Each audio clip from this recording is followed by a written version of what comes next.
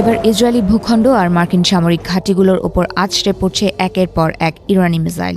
Iran শুরু করেছে তাদের অপারেশন ট্রু প্রমিস 4-এর ৬৫তম ঢেউ। রণক্ষেত্রে এবারই প্রথম দেখা মিলেছে বিধ্বংসী নাসরাল্লাহ মিসাইল সিস্টেমের।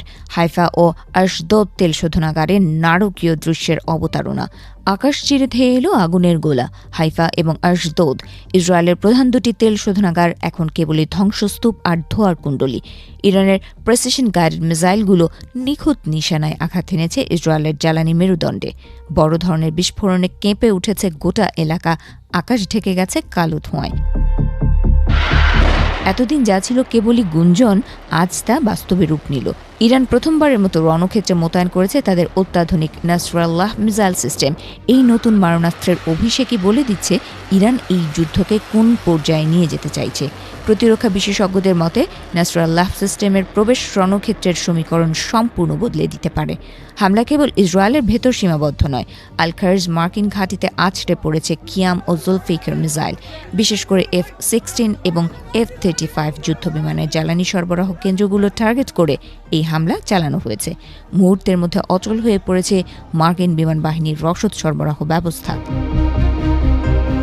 কমান্ড এবং কমিউনিকেশন সেন্টার হিসেবে পরিচিত শেখ ইসা ঘাঁটি এখন কার্যত যোগাযোগ বিচ্ছিন্ন। অন্যদিকে আল দাফরা ঘাঁটিতে আঘাত এনেছে মাল্টি ওয়ারহেড কাদার মিসাইল। খাইবার শেকান এবং জুলফিকারের সম্মিলিত হামলায় তছনছ হয়ে গেছে শত্রুপক্ষের প্রতিরক্ষা বলয়। মধ্যপ্রাচ্যের আকাশে এখন কেবল ইরানি মিসাইলের গর্জন। সাগর বক্ষেও নেই স্বস্তি।